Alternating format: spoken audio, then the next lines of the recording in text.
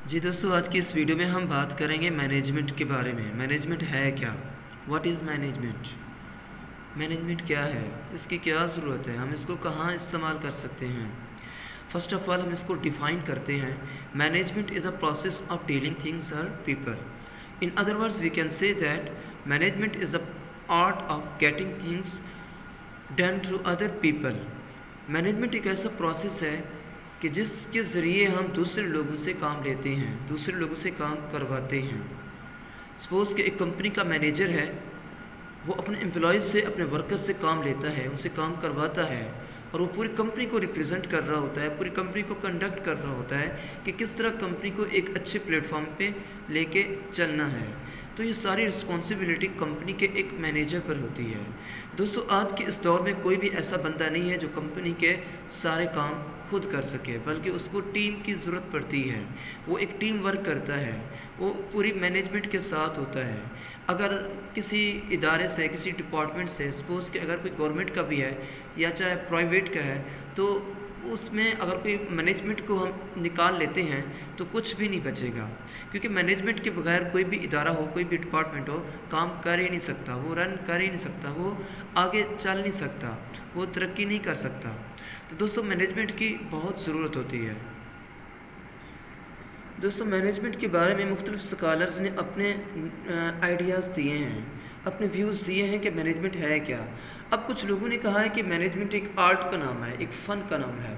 तो उनके क्या आइडियाज़ हैं, उनकी क्या ओपिनियन है? जो लोग कहते हैं कि मैनेजमेंट एक आर्ट है और मैनेजमेंट आर्ट या एक फ़न, वो इसलिए कहते हैं, उनकी ये रीज़न है, वो कहते हैं हम खुद काम करते हैं जब हमारे पास स्किल्स है, हमारे पास नॉलेज है, एक्सपीरियंस है और हम अपनी क्रिएशन खुद डालते हैं, तो हम किसी को काम करने की या अपने काम में किसी को अपनी पॉलिसी डालने की इजाज़त नहीं देते। हम खुद कर लेंगे, तो दूसरों को इंटरप्ट करने की वो परमिशन नहीं देते।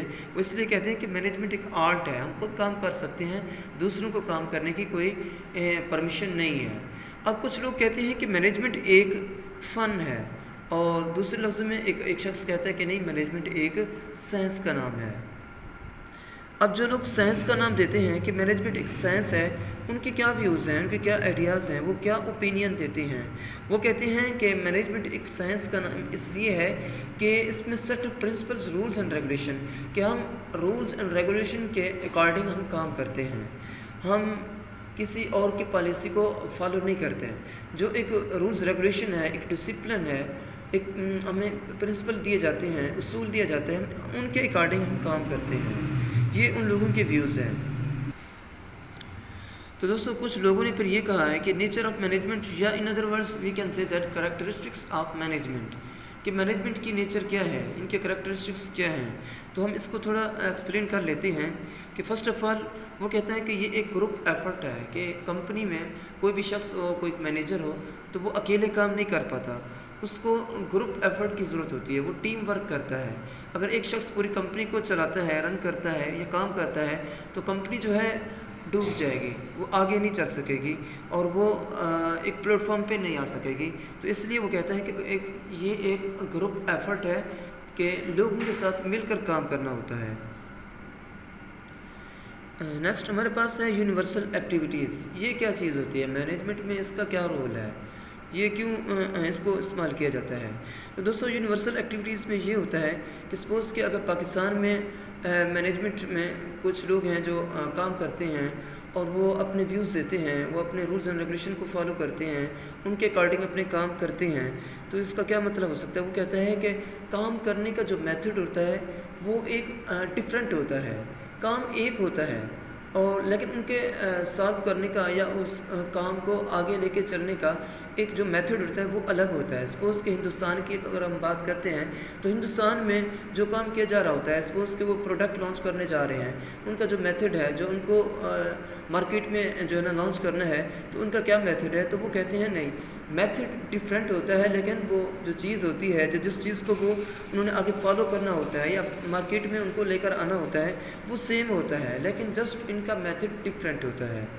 नेक्स्ट है इन्वायरमेंटल चेंजिंग। इन्वायरमेंटल चेंजिंग में ये होता है कि सीज़न के अकॉर्डिंग यानी मौसम के मुताबिक हमने वो काम करना होता है। सपोज़ कि अगर विंटर सीज़न है तो हम विंटर सीज़न की ड्रेसिंग बनाएंगे और मार्केट में उसको लॉन्च करेंगे।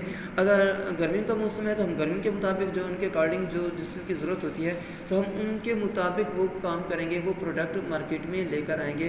तो यही होता है कि एनवायरमेंटल चेंज के मुताबिक हम अपने डिसीजन भी चेंज करते रहते हैं।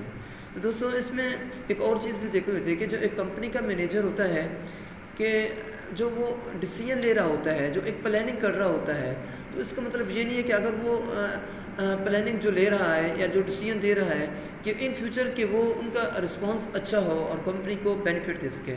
ये भी हो सकता है कि जो वो डिसीजन ले रहा है या जो वो प्लानिंग कर रहा है इन फ्यूचर के वो कंपनी को डाउन साइजिंग की तरफ यानी कंपनी को नाकाम भी कर सकता है, कंपनी डूब भी सकती है।